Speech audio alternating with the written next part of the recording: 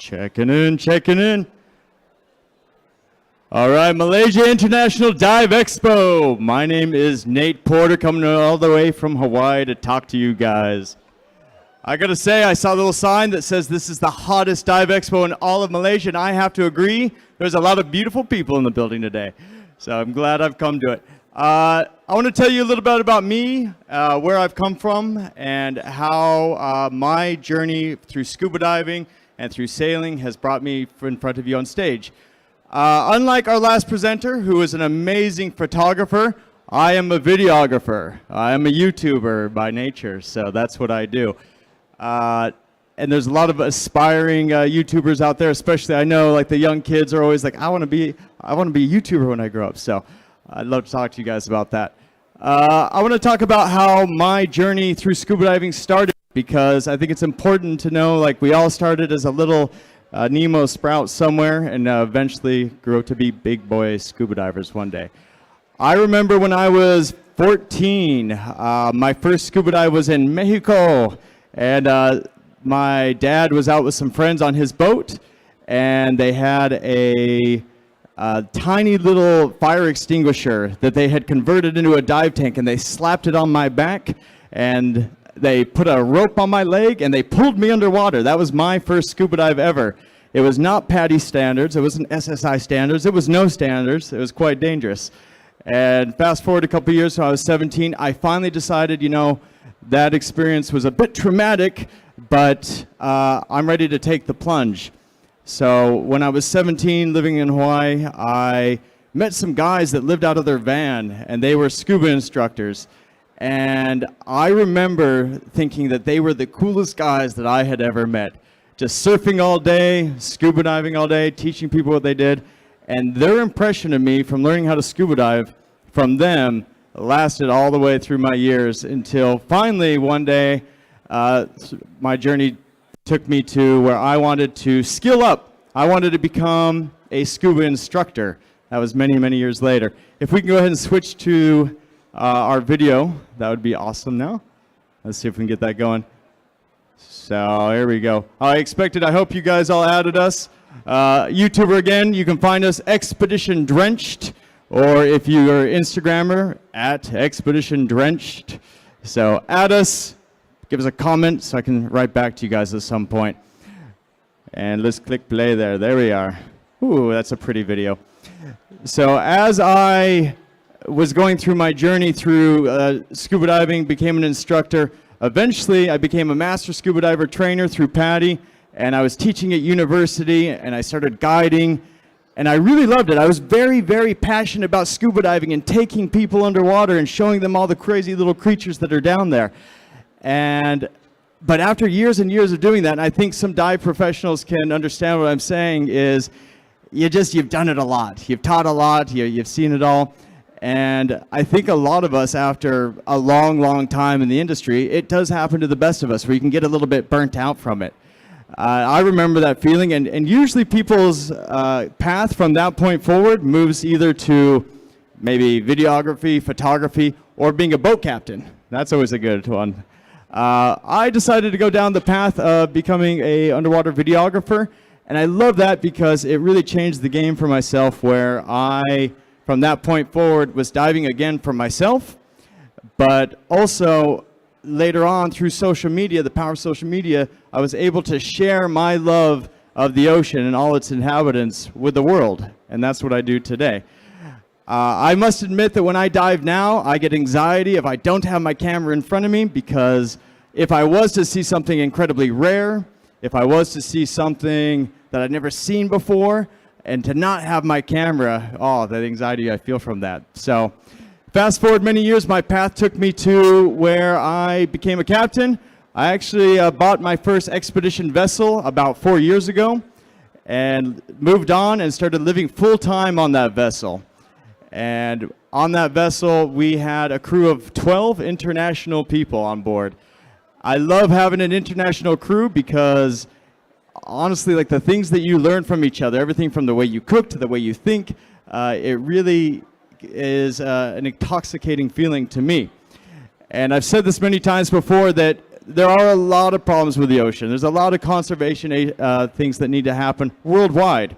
And those efforts are going to take not just one person or one country. They're going to take all of humanity and all of its countries combined to answer the call to fix those problems and to come together for it. So I love having an international crew on board for that reason, because I think that that is very relatable to people as a whole, where they watch our show, if you will, and maybe they connect with one of our characters, like, hey, you're from my country. So it's pretty cool. So it is a 23-meter steel catch vessel. It's a sailboat, and it has been sailing around all the way from New Zealand through the South Pacific for many years, and now we've almost circumnavigated Australia. And why am I here in Malaysia? Well, this path has now taken me. We have just gotten our second vessel, and it is actually located in Langkawi. So I've been living in Langkawi for the last 6 months, living on the hard, fixing up that boat. And I hate to say, I hate to admit this, I had not heard of Langkawi before I landed on it. And you know what? I have fallen in love with that little island. It surely slowly has become my home. And I think when I actually sail away from it, I'm gonna actually very much miss it. Everything from the monkeys and the eagles that are there. And so I'm always bragging to people across the world and back home about, if you've never heard of this place, you got to come check it out one day. So, which takes me to my next point. I want to point out that I think most of us here are involved in the dive industry in some way. If you're not just a new diver, maybe you own a dive shop or a company, or you're a dive instructor. I just want to take a moment to have a moment of realization that how lucky we are that we get to call this a job, that we get to actually go into the ocean, see all the cool things underwater, and share it with others. And if you think about it, diving's not even that old. It's only like, 60, 70 years old at best. So to see the evolution of diving, look at all these the new technology that comes out every year. It's becoming more and more accessible to people across the world. And that's my passion, is that I truly believe that as a group, the more people that we can get involved with scuba diving, the more people go underwater, the more naturally they will become in tune with the water, and that they will want to be more conservation mindset. It doesn't take long before you go on a couple dives and you see a little bit of fishing line or a broken reef or a little bit of bleaching, whatever it might be down there, before you say to yourself, hey, we got to turn back the time on this thing. So I think it is very important that each and every one of us continue to promote the ocean to young people, to old people, it doesn't matter. Get them to go underwater and see for themselves. And that's what I get to do. I get to go down with a camera and find those crazy little creatures and videotape them and share them with the world. And I love where this is all going. I don't know if anybody here, it just barely came out, but The Little Mermaid just came out yesterday, 2 days ago. I went and saw it on opening night, not going to lie. Might be a grown man, but I still like children's shows. And what I loved about The Little Mermaid was how many crazy little creatures were in that movie, such as a blanket octopus, a wonderpuss, nudibranchs, feathered sea stars, little obscure creatures that I must say are only in your backyard. You're here in Malaysia and in Indonesia and the Philippines. And I think a lot of people that are going to watch this show are going to watch it and say, I don't think those creatures exist. And I'm so proud to say that they do. And that we should be promoting that all in the Under the Sea song, all those creatures are actually there. And it's important that kids know that those creatures are not just make-believe. It's not, except for the mermaid that we know of. She might still be down there waiting for me, but as far as we know, there's no mermaid. But the other creatures, they all exist. And I think that's pretty cool. And I was watching it, my mind was blown. I was like, wow. Because the ocean is magical. It really is by nature. So, and I still think that there's a lot down there that's left to be unexplored, to be explored. I think there's a lot of unknown things down there. It seems like every year a couple new creatures are being discovered. And there's so much more down there, especially outside of the equator, because that's easy diving. If you start going down to the Southern Ocean or the Arctic Oceans, That, my friends, is really where there's a lot to be discovered there still. I don't know if anybody's ever heard of a blackwater dive, but a blackwater dive, yeah, you like them, huh?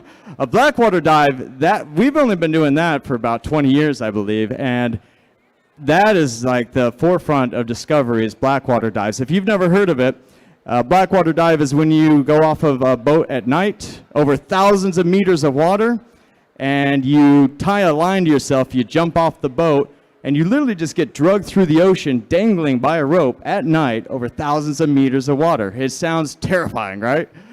But there you find little minuscule macro creatures that come across you.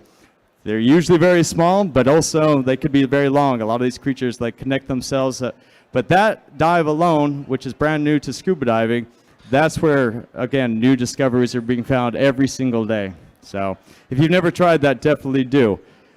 Oh, this is beautiful. A lot of this footage is from Australia. So if you ever make your way there, I love Australia diving. This is a sea snake. Beautiful. I like to look behind me every once in a while.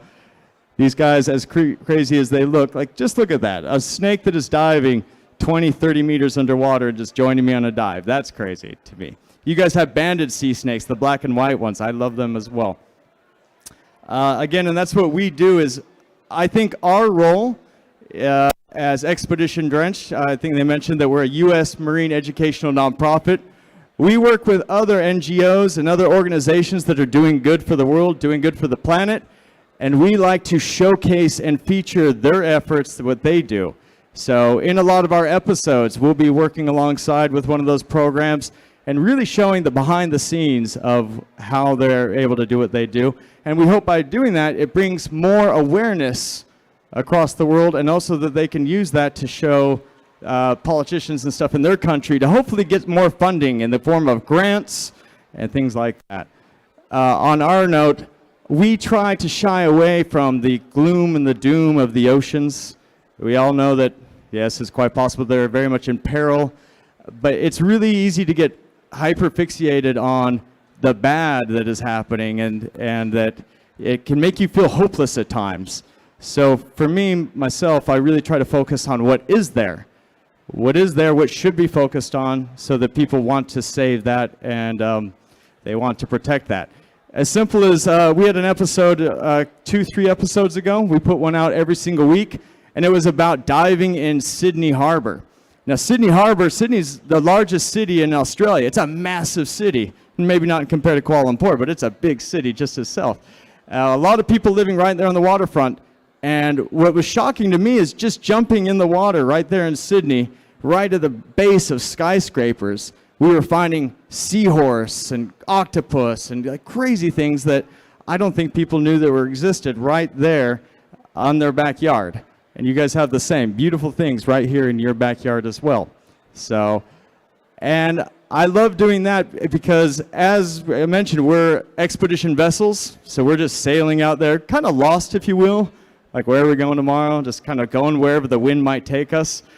Unlike normal diving, a lot of our diving is exploratory diving.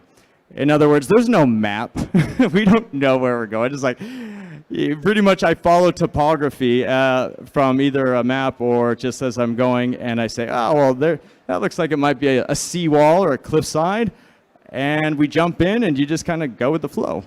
Where I think a lot of us get stuck in this thing that we need to go to a famous dive site with a name. Well, anything could be a dive site. Just because some guy decided that that's Turtle Town, that doesn't mean anything. So I think try to explore outside your norm. Try to find new dive sites. Maybe you can name it after yourself, your mom, or whatever you might find. But I love exploratory diving. And to me, that's really at the heart of what we do as an organization, is we're just out there ourselves. There's no one out, no one's coming to save us. We're out there off the map. And the feeling that it's possible, it's very possible that we might be the first person to ever dive this dive site, to ever dive this reef. And I can tell you, a lot of times where we are on some far off rock, you can tell when there's like a creature that looks back at you. There's a couple animals that interact with humans more than others. We all know that. And I really do feel that there's a lot of times where I see an animal and I'm like, I'm the first human you've seen, huh? Hey. And I hope I leave them with a good impression. So we're an ocean positive brand. We are plant-based. I'm going to talk about that for a minute. I think that's an important thing. Everybody asks, what are the things that I can do? How can I save the oceans? It's as easy as our choices, from choosing not to get the bag, choosing not to get the plastic cup that they put in a bag and then put in another bag, and just simply letting them know, hey, I don't need the bag in the bag. I think we've come really far in the form of straws in the last couple years. It took one turtle to get a straw in his nose for people to realize, yep, you know what, skip the straw. Let's keep going down that path. Let's keep going down that path and make those inner choices so that we ourselves can be that change that we're wanting to see in the oceans. Because a lot of us here, we're ocean positive people, and people do take note. People take note, and it's as simple as, if you got a dive company, you got a dive boat, choosing the right sunscreen to offer to your customers, letting them know why. Right here in front of me, I've got trash bag right out of Indonesia. All they've done is they've taken some banners, cut them up, and now you got a bag on your hip where you can just be grabbing fish line and picking up trash. And don't think for a moment that your divers that are following you as you're guiding them, they take notice of that. That's all it takes, guys, is making those little changes, whether that be in your habits, your diet, the car you drive. I think we're on the right path myself. I do. The realities of expedition life. I like to talk about that.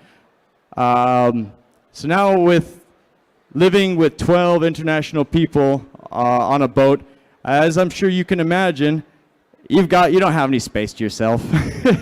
There's no secrets on a boat. Imagine it for just a moment, if like this is your home, this stage, and you've got 12 people you're tripping over all the time. I love it. I hate it. It's all the things all in one. But the excitement that you feel and the closeness that you can feel in a voyage, let's say that you go off the map for a month. I think the longest I've been without touching land was something like 5 weeks. And as you can imagine, with those 5 weeks and just being surrounded by those 12 people, you get incredibly close. And you do learn a lot from each other. And I think everybody that comes on our crew comes out of it learning a lot and more of a passion for scuba diving. But of course, the moment you touch land, you just want to jump off that boat and not see those same humans for a couple days. So I love what I do. I love travel. I don't know if there's been any photos of the boats or anything behind us thus far. Oh, that's a blackwater dive, by the way. We were talking about that earlier. Little sea creatures at night.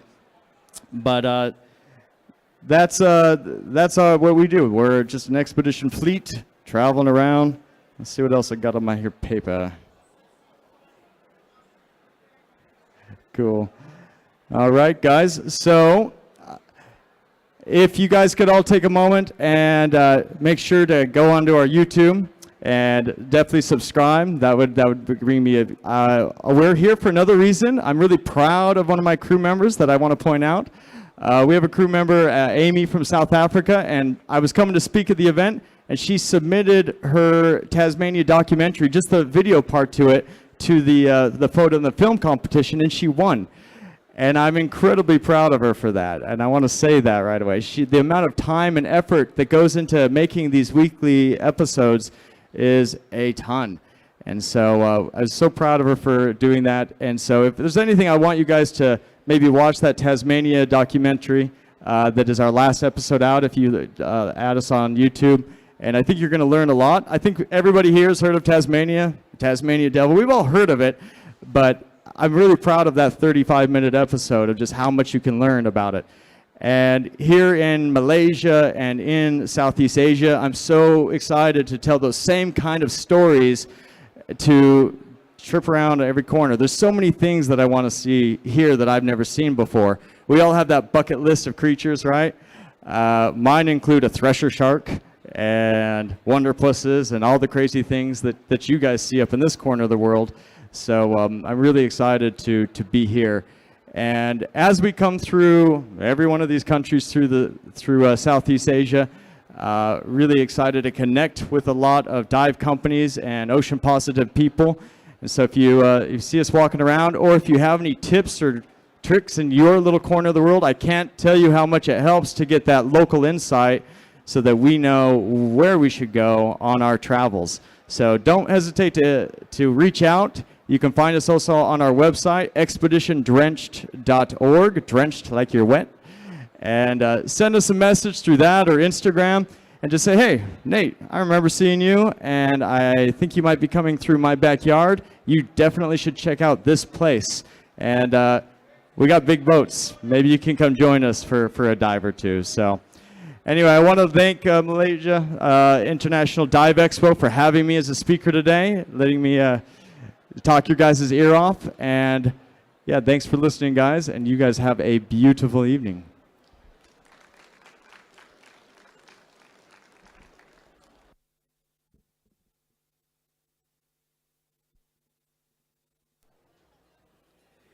All right, thank you so much, Nate, and on your topic.